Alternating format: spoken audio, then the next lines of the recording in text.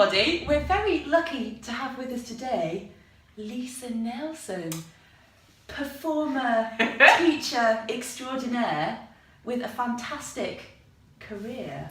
And we're very excited about interviewing her because it's actually our first proper interview together. Yay! It's very exciting. It's very exciting. Now, Lisa's a Yamaha artist, and we were looking at your fantastic poster, which is a fabulous picture of you, and it says "My Voice" on it. Yeah.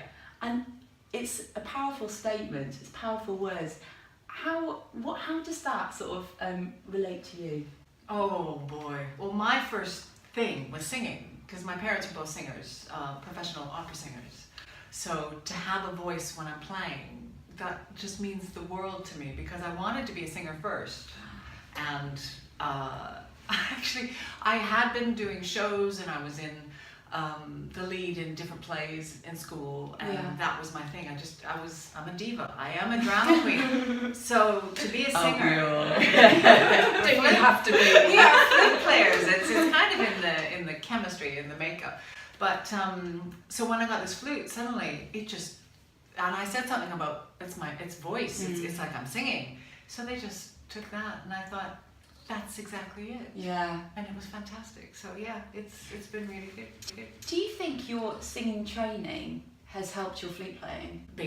A lot. My mum was teaching me for a while, but all of the breathing and I think voice and instruments are very related. So the way we speak and the way we can hear our voices is very much what we can hear in our playing, I think. Yeah. So yeah, it's very much, and the breathing has always helped, and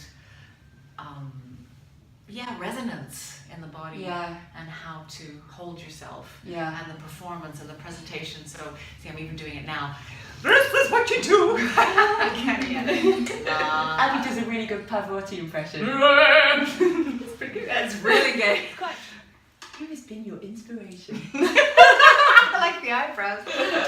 My inspiration. Do I have to use my inspiration? Doesn't have to be a flute player. No. Well, my first inspiration were my parents, because they were professional singers, Canadian Opera Company, and then the Edmonton Opera Company. And my mum was actually pregnant with me when she was Madame Butterfly, the very first ever opera in my city. Oh, yeah. that's amazing. So 53 years ago. Yeah. Wow. There, I gave that away too. But she was 24 when she was Madame Butterfly, and she was heralded as the next Teresa Stratus and ready to go. And then she had kids, and all their lives. We had a pig farm, this great big 1,000 pigs at home, and we Mum and Dad were still singing though, and doing things for Canadian Broadcasting Corporation, CBC, and the Opera Company. So we grew up watching Turandot and La Traviata and meeting Carreras. Whoa. And Teresa Stratus and all these fantastic opera singers. It's actually amazing how many players have their inspiration from singers. It's a very common thing. And it was a teacher told me actually that, if in doubt with what to do with a phrase, like, what would singers do? Just gives it to you. Yeah. It's kind of like we're all naturally got that. Where would it go? Where would you stress it? Where would where do you hold it? Where do you leave it hanging? And then you just let it go and release. And with melody, it's still melody, even in the contemporary stuff. It's still line and melody, and there's always a story of some kind. And when you sing, you don't have to think too much about the other stuff. You get so fixated on that, and then that takes everything away from the line and the melody, doesn't it? You have to strip it back and sing it. Yeah. Do 2 notes at a time. Just 2 notes. Can you go dee without going dee? No, there's nothing. It has to move. Yeah. So, snorting, that is a really good way not to be nervous, because it opens up all the soft palate. It lifts your soft palate, and it connects all the way down. Cool. So that's quite cool. Sit like this. Everyone's doing it at home now. Try it. It's a pig farmer's daughter. So if you just sit, this is a really simple thing to do. Because I can feel all my emotions are up here, and if you want to lower down and you want to get all of the lower stuff going, you go.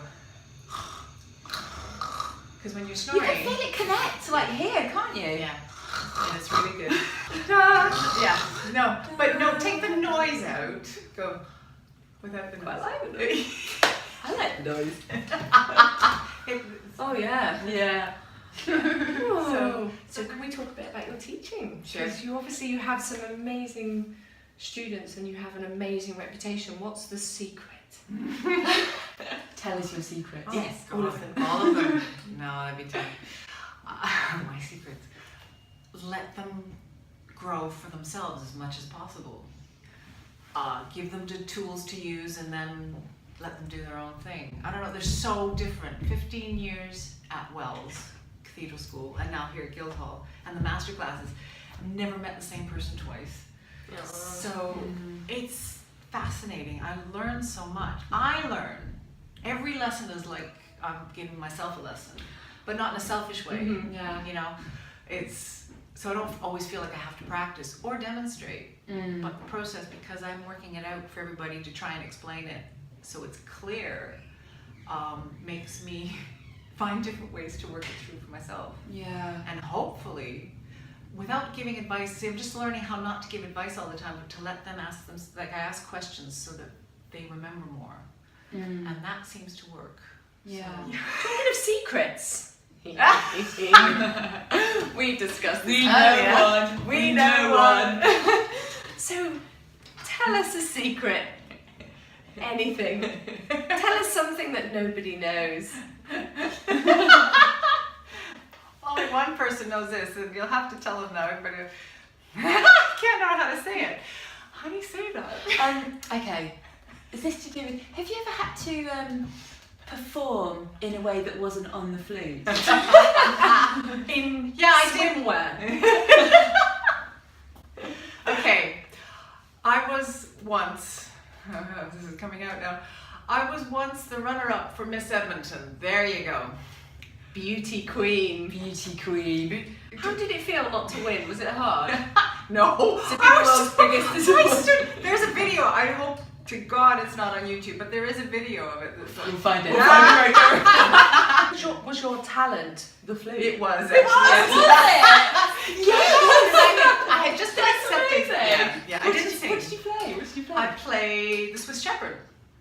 Yeah.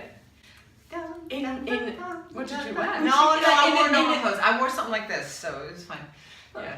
No, but it was all on camera, and Do you love your job? yeah. No hesitation. I knew that. I knew that. Absolutely no hesitation. This is good. What's the the sort of high and what's the low? Well, I'll start with the low just because I'll end on a high. The low part is when it has to do with so much money. And I find that really sad. It takes away from the artistry and the uniqueness of what we do. And that we are still aliens as musicians. It's still looked upon as something that we're having fun with, so why should we be paid? Yeah. So that's one side. But on the other side, how do we expect to do everything if we need so much money? Or how come we can't do it without money? And that's hard. So that's, I think, and some of the politics get really difficult, but most of those are related to money as well, I'm finding. Yeah. But the upside is I get to meet people like you. Yeah. And I get to, I just get to play with get some to play amazing your people. flute. Yeah, and the connections and the communications. I've always wanted to do that from when I started this thing. That's, yeah. And it didn't have to be flute. It could have been anything, but it just happened to be, it picked me. So thank God. Because it's so much fun. I love it. I love it. Thank you so much. Thank you. Thank you.